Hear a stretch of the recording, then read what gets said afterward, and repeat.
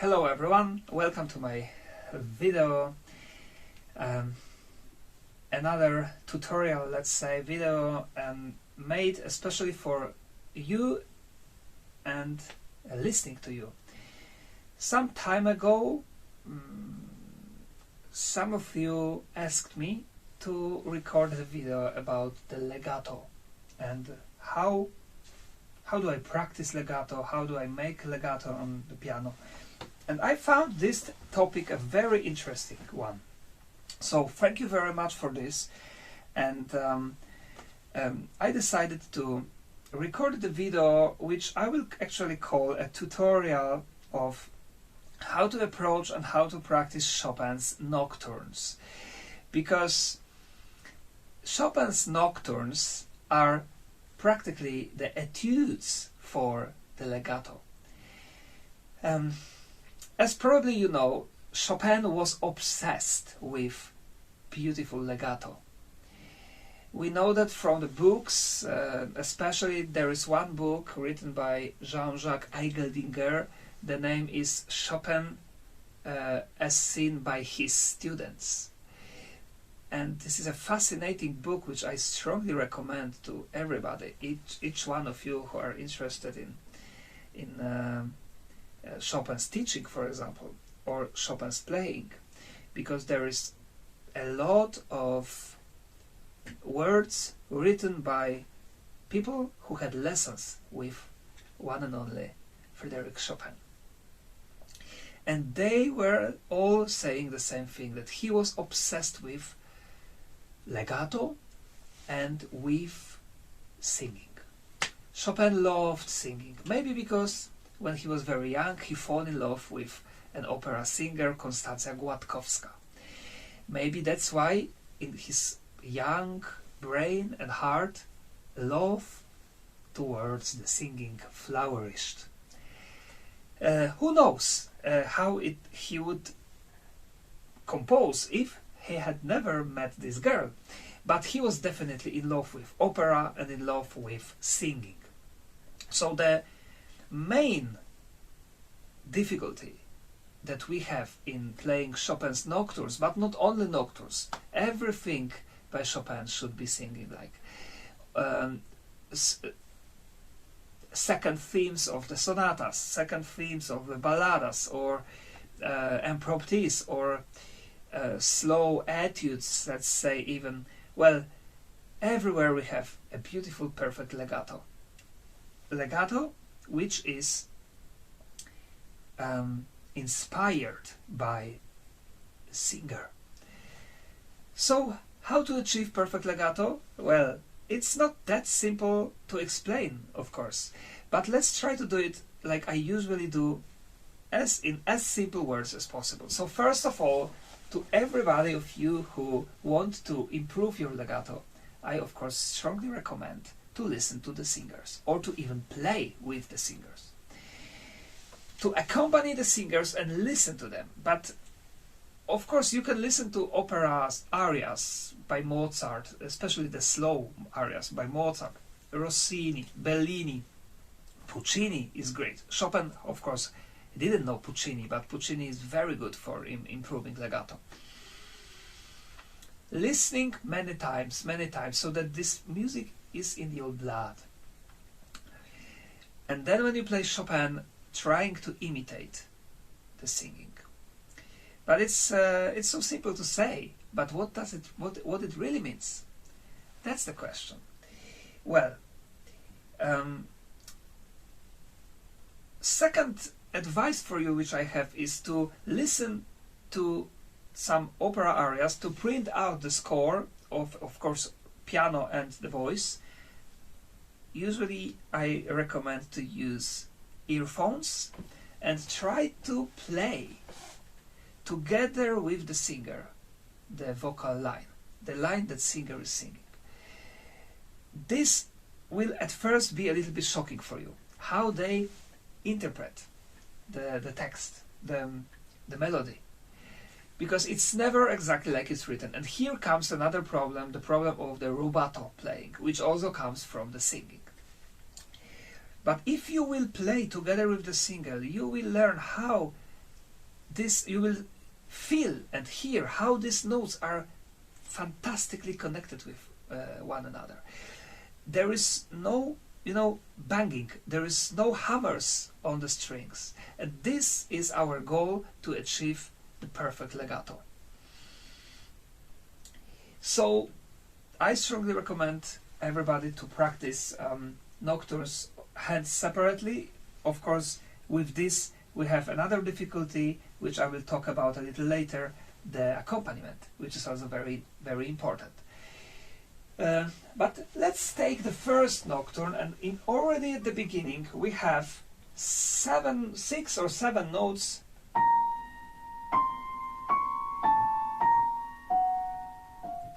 which should captivate the audience by how beautifully legato they are played. If we simply play, even making the legato, as teachers usually at the beginning they teach us that legato is connecting the fingers.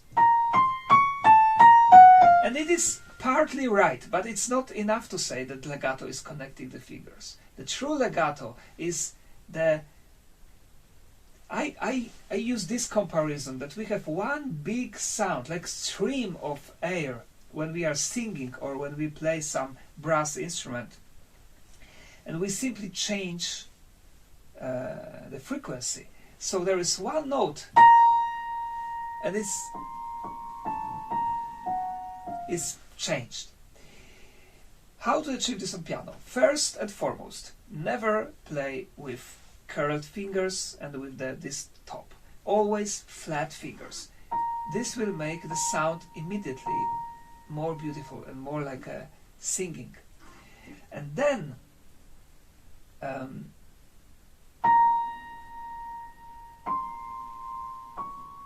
try to never play with a very fast movement of the finger. This is another thing. If we play with the fast movement, then we will have the percussion-like sound. And then some secrets of legato. Usually when we play crescendo, we will never have a perfect legato, because if we have the next note more than the first note, then the second note will always be banged. So of course it is impossible to play diminuendo all the time, but Chopin's melodies are so smartly written that they allow us to make crescendos in the moments when it's just natural, also for the singer. So, for example, here, if we start from a little bit more and we will make a diminuendo, then we will have the very beautiful legato. And then what happened next? We have 1, 2, 3, 4. 4 times the note F. And in this note, it's impossible to make legato on one note. Almost impossible to perfect legato. But anyway, it has a direction of growing. So here we can make crescendo. And then again, diminuendo, right? This is the first thing. The second thing, very important golden rule, which is so obvious that I'm even ashamed of telling you this here, but maybe some of you don't know, or it's surprisingly many times we can hear this problem. When we have a long note and it ends with another note. Of course, this, I know you know now, and probably you want to stop this video because you say, oh, he's saying such obvious things. But believe me, it's very often a problem that we are not listening to the end of the sound, to the end of the sound. Always the next note should be connected with the end of the sound of the piano, not the beginning. That's how singers are doing that, right? But they can make, well, they can even make crescendo on one note, but they can make diminuendo on one note, and then they beautifully connect the next note with the previous note.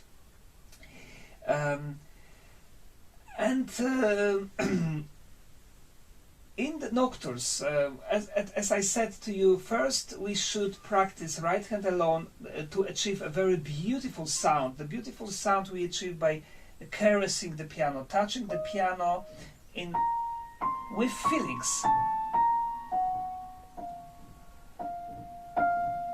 Always soft and always with feelings.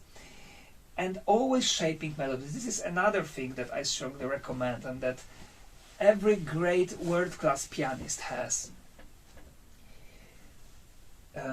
There should be no two notes which you touch in the same way, which you touch in the same power, which you touch in the same speed. There should always be a direction, there should always be a shape of the melody, always. Either you go softer or you go louder. If you do so, you sound like a singer, because the voice is always alive. Voice will never be the same. We have to try very hard when we are singing to make it flat. So playing Chopin Nocturnes flat is the worst thing that you can do. The same goes with Mozart, for example, or I would even say the same goes with all kind of music.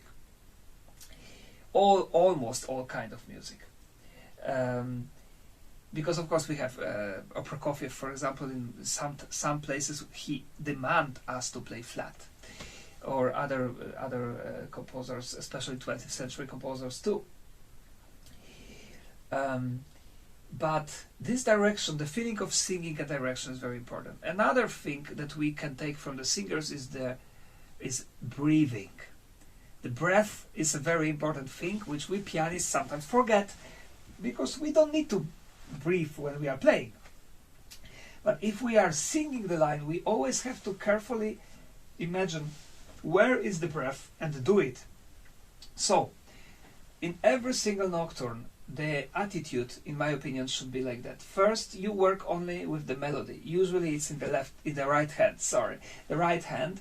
So you take the pencil and you analyze the phrases, and you are trying to imagine that you are a singer and you are pointing where you will have a breath. And always before the breath you have the softest note in the phrase. That's true, right? And after the breath you also have soft, because you have to expand, you have to build the next phrase. Then there is another thing. Carefully think about each phrase, how you want to interpret that. Where do you want to have a climax? Which is the note that you go to and then go away, for example. It takes some time, but it's really worth it. And when the right hand alone, without the left hand, can play beautiful sound, beautiful legato, with flat fingers. Of course, I recommend to use the pedal, but we can also try to practice legato without pedal. But for that, I usually recommend Johann Sebastian Bach music, because that's a study for the legato without the pedal. And Chopin never sounds good without the pedal.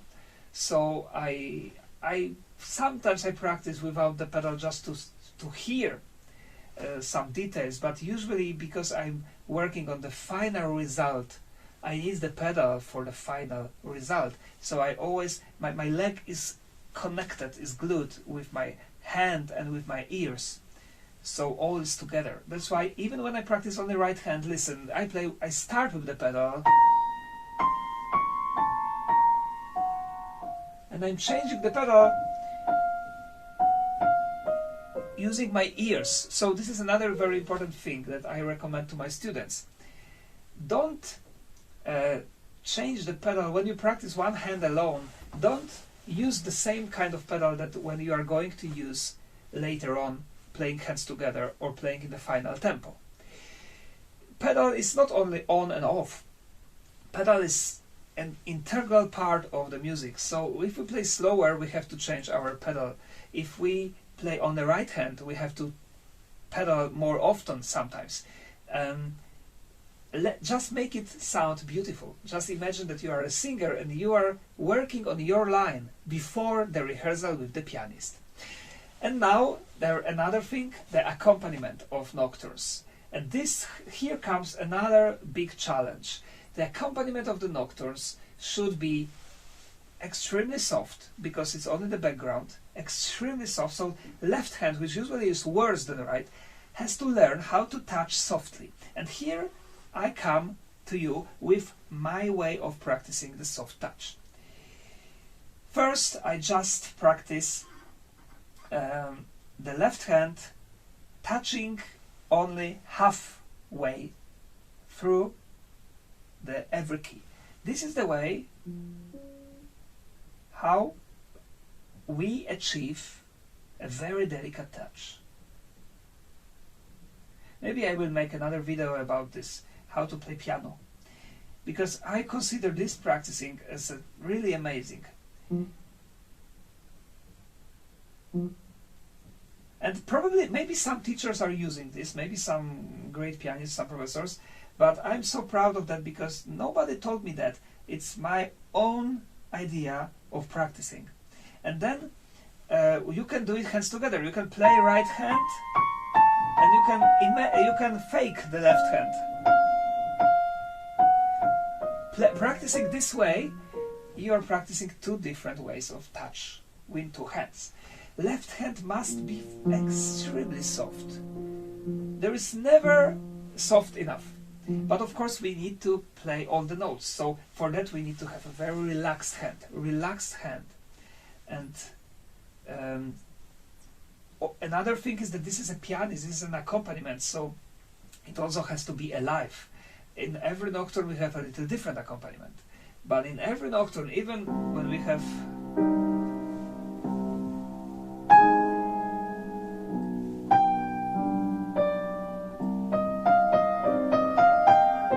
the right hand has to shine, even when you play the piano, piano pianissimo or piano.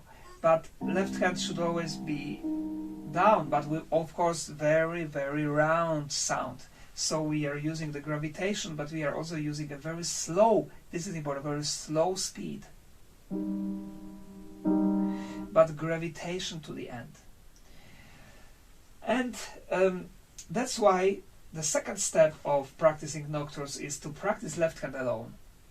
To master a very soft touch, to master the accompaniment so that it's alive, that it has its own story. And then put the hands together and practice each phrase at the beginning, each phrase by itself, to polish it, to master it, to make it as beautiful as you can, and then join and connect phrases with one another. And it comes with all the nocturnes that we have, because that's usually how Chopin wrote nocturnes. Of course, every nocturne is a little different. Some of them are faster in the middle, some of them have two voices, for example. Some of them left hand also has something more to say, but that's like the general thing of playing. So once again, flat fingers, relaxed hand, but legato is inside us, inside our ears, our brain, our sensitivity, and how we anticipate and how we predict the next sound. We should know, you all should know, that if you touch the piano this way, it will be like that. If you touch it this way, it will be like that. And these differences we can perfectly master playing Chopin's nocturnes. So that's all, my friends. Happy practicing. Thank you for watching, and yeah, see you again. Bye bye.